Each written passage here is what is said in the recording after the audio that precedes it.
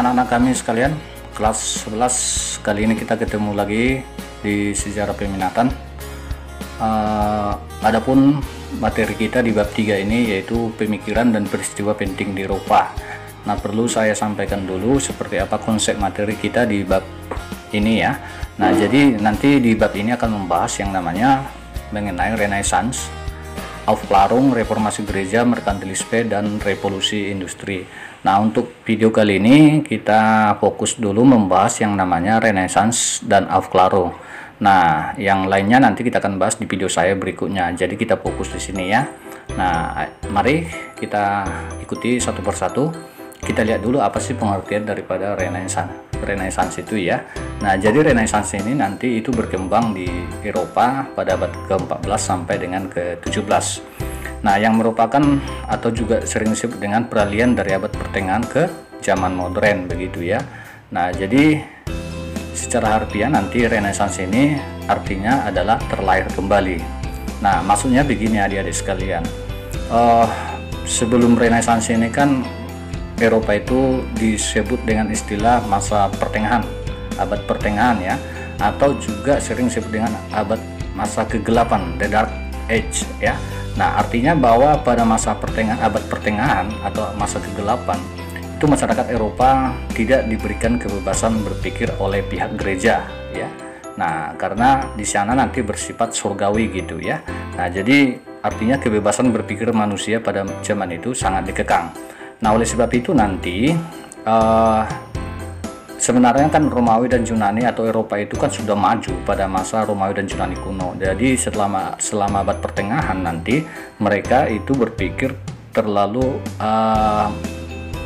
statis ya, tidak ada perkembangan gitu. Nah, jadi ada nanti pihak-pihak yang menginginkan kembalinya kemajuan kehebatan daripada masa Yunani dan Romawi kuno. Nah, di saat mereka berpikir kembali, itulah sebenarnya istilah awal munculnya yang namanya Renaissance ya. Nah, begitu. Kemudian Renaissance ini nanti pertama sekali lahir di Italia pada abad ke-14 ya. Nah, jadi itu nanti diawali dari kota-kota Italia banyak menjadikan kota perdagangan yang kaya ya. Nah, kemudian Renaissance ini merupakan masa, kata kuncinya masa kebebasan lah, masa kesadaran, masa keberanian, dan juga kecerdasan yang luar biasa ya. Nah, coba kita lihat apa sih latar belakang lahirnya Renaissance. Nah, jadi yang saya terangkan tadi, latar belakangnya itu nanti karena di Eropa itu pada awalnya disebut dengan masa kegelapan. Seperti apa masa kegelapan di Eropa? Coba perhatikan ini ya. Ini dia.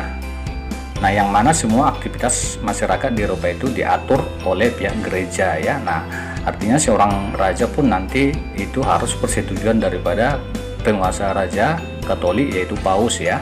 Nah, jadi tidak ada kebebasan berpikir atau berkreasi, atau dapat kita simpulkan di sini latar belakang lahirnya Renaissance itu yang pertama adanya dominasi gereja di berbagai aspek kehidupan, itu baik ekonomi, politik, sosial ya. Nah, kemudian seorang raja harus dinobatkan oleh paus, kehidupan bersifat surgawi ya. Nah, kemudian kebebasan berpikir itu sangat dikekang. Nah, kemudian perekonomian dipusatkan pada pertanian. Karena kenapa? Nanti menurut gereja berdagang itu berdosa karena nanti harganya ditambah-tambahi. Kemudian ada pihak yang mau mengembangkan penelitian, misalnya melukis atau meneliti. Nah, itu juga dilarang gerejawi pada saat itu. Nah, inilah yang membuat masyarakat Eropa itu mengalami masa kegelapan ya, tidak ada kebebasan berpikir begitu. Nah, jadi lahirlah ini Renaissance. Bagaimana perkembangan Renaissance ini?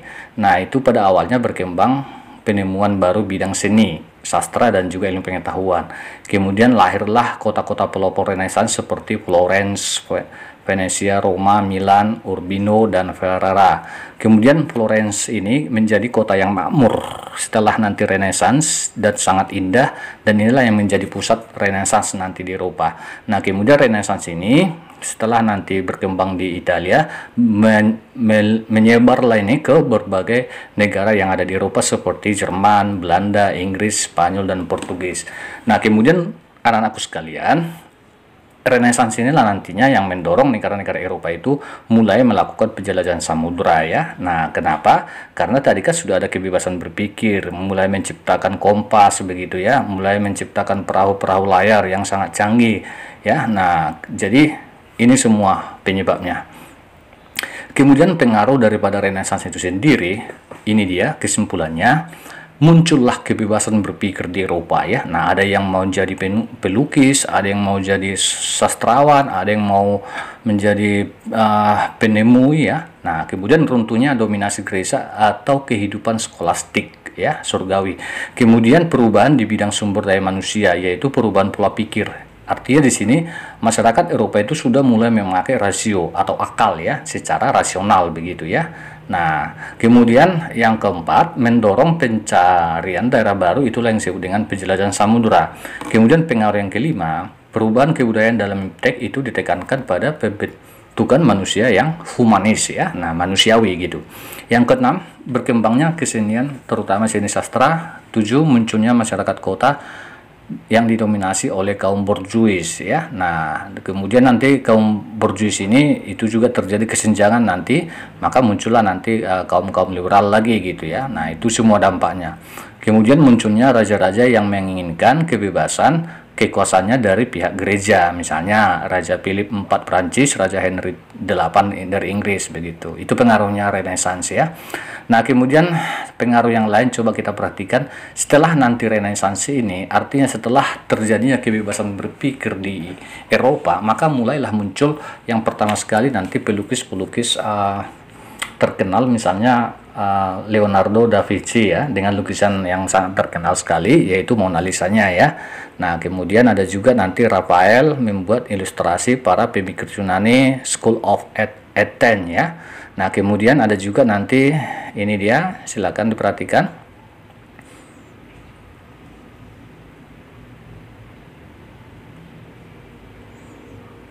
Oke, sekarang kita masuk Aufklärung ya, atau abad pencerahan di Eropa begitu. Nah, jadi anakku sekalian, setelah nanti ini nomor 2 ya, setelah nanti Renaissance, artinya lahirnya kebebasan berpikir di Eropa itu, maka muncullah istilah Aufklärung di abad pencerahan di Eropa. Jadi Aufklärung ini istilah daripada awal abad pencerahan di Eropa begitu ya. Nah, jadi tokoh-tokoh yang paling berpengaruh nanti di sini ada Immanuel Kant.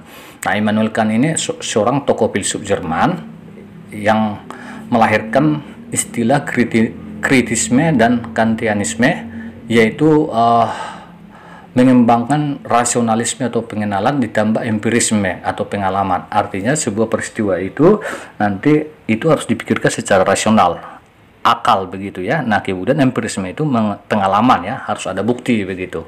Nah, itu yang dikembangkan kemudian diikuti oleh tokoh-tokoh Aufklärung yang lain, misalnya dari Inggris ada Francis Bacon ya. Nah, ini juga nanti bahwa ilmu pengetahuan itu merupakan jalan yang dapat dipergunakan untuk kemajuan kehidupan manusia ya.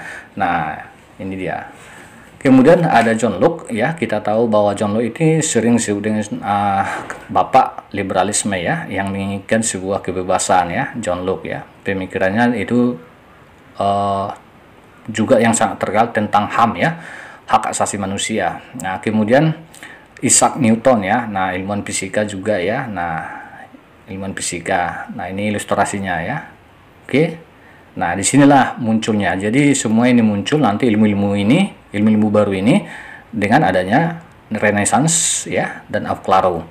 Kemudian dari Prancis juga ada J.J. Rousseau ya. Nah, J.J. Rousseau ini kita tahu yang mengajarkan tentang demokrasi ya, dari rakyat, oleh rakyat, untuk rakyat ya, kedaulatan rakyat. Nah, ini dia. Oke. Kemudian juga ada Voltaire nanti ya, ini dia. Juga mengenai hak-hak manusia, kebebasan sipil ya, kebebasan beragama. Nah, ini dia. Kemudian apa sih pengaruh daripada Aufklärung itu? Nah, jadi pengaruhnya nanti berkembangnya paham liberalisme dan nasionalisme, itu yang pertama. Kemudian yang kedua, mendorong munculnya ideologi-ideologi baru ya. Kenapa? Karena sudah mulai muncul pemikiran-pemikiran baru ya, sudah diberikan kebebasan, mulai muncul penemuan baru dalam bidang eptek. Jadi ilmuwan-ilmuwan bisa kita simpulkan anak-anakku sekalian, munculnya ilmuwan-ilmuwan Eropa itu pertama sekali setelah nanti adanya istilah Renaissance dan Aufklärung ini ya.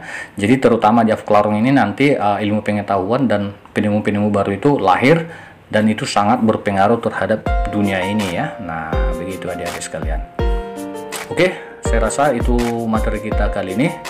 Apa yang Sir Alpen jelaskan semoga dapat kalian pahami. Untuk materi berikutnya, nantikan penjelasan saya mengenai reformasi gereja dan revolusi industri. Sekian, salam dari Sir Alpen.